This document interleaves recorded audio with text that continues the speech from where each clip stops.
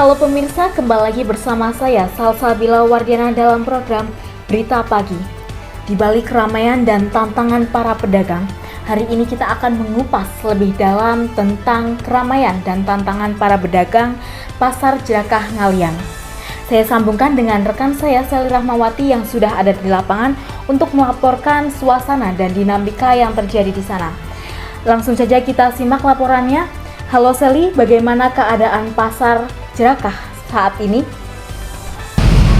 Baik, terima kasih Salsa. Hari ini saya lagi ada di Pasar Jerakah Ngalian, salah satu pasar tradisional yang ada di Kota Semarang.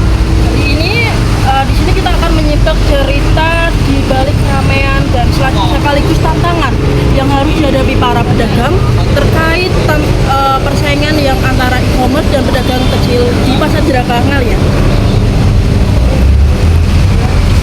Setiap pagi, Pasar Jerakah selalu ramai oleh aktivitas jual beli. Harga sembako di sini cenderung fluktuatif dan tak jarang beberapa kios harus mengalami sepi pelanggan karena persaingan yang semakin ketat. Meskipun begitu, kehangatan interaksi antara pedagang dan pembeli masih terasa hangat.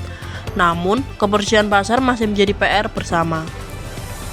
Di sini kita berada di Pasar Jerakah Ngalian. Di sini kita akan mewawancarai Ibu, siapa Ibu namanya? Ibu Yuni. Di sini udah jualan berapa lama, Bu? 40 tahun lebih. Wah, lama banget ya, Bu. Nah, saya mau nanya nih, bagaimana kondisi pasar tradisional saat ini dibandingkan beberapa tahun yang lalu, Bu? Ramai yang tahun-tahun dulu. Kalau saat ini kan kita banyak kesaingan dengan Indomaret, Alfamaret, dengan yang ider ke rumah-rumah itu. Itu ya, Bu, persaingan antara e-commerce juga seperti Shopee gitu juga bisa ya, Bu? Iya, Dengan apa yang paling dirasakan pedagang di pasar tradisional, Bu?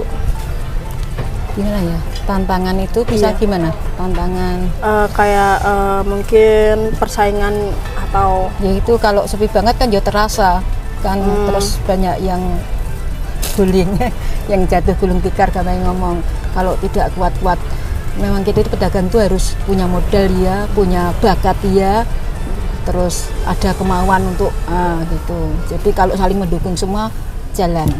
Ini berarti kalau saya itu kita dari orang tua ada darah dagang, dari embah juga ada, terus kepepet juga nggak ada pekerjaan lain. Jadi ya alhamdulillah Anda bisa mencukupi kebutuhan. Oke, terima kasih ya, Bu. Nah guys, kita lagi di penjualan cemilan yang ada di Pasar Jerakah Ngalian. Kita akan wawancari dengan, permisi Pak. Ya. Dengan nama Bapak siapa? Bang Dul, Abdul Wahab, toko Bang Dul. Nah, kita mau menanyakan terkait hal-hal sedikit Pak. Ya, yang pertama itu bagaimana strategi Bapak untuk menghadapi persaingan dengan pasar modern seperti e-commerce? Apa Pak strategi? Ya, Pak, coba-coba ikut seperti jualan di TikTok, daftar jadi affiliate TikTok itu loh, coba-coba. Tapi intinya masalah HP itu kan agak kurang gaptek ya. Tapi harusnya ada pihak terkait untuk memberi. Nah, apa harapan Bapak terhadap pemerintah atau pengelolaan pasar, Pak? Harapan saya untuk dinas perdagangan kalau bisa itu setiap pasar tradisional seperti ini diadakan penyuluhan tadi yang seperti untuk bagaimana cara jualan online dan cara-cara persyaratan apa saja yang harus dipelajari, dan intinya nggak kalah sama yang ada di marketplace seperti itu. Nah, ini untuk pertanyaan terakhir ya Pak. Sejauh mana peran pasar tradisional bagi masyarakat sekitar nih Pak? Perannya cukup walaupun pasar agak sepi, tapi alhamdulillah masih bisa untuk mencukupi kebutuhan sehari-hari. Selalu ramai ya Pak? Nah, ya walaupun 1-2 tapi masih bisa. Jadi kalau harga mungkin yang seperti sembako memang murah di pasar daripada di online.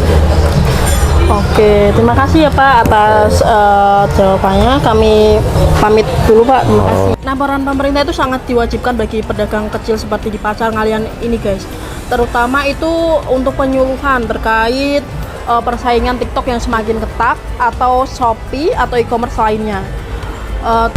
Dari Pasar Jiraga Ngalian, saya Salira Mawati melaporkan berita pagi. Saya kembalikan ke Salsabila Wardiana. Terima kasih Salira Mawati atas laporannya dari Pasar Cirakah. Dari liputan tadi, kita bisa melihat bahwa menghadapi banyak tantangan, para pedagang tetap bertahan dan berjuang. Semoga kedepannya pasar tradisional lebih banyak mendapatkan perhatian dari pemerintah dan masyarakat. Saya Salsabila Wardiana pamit undur diri, sampai jumpa di berita selanjutnya.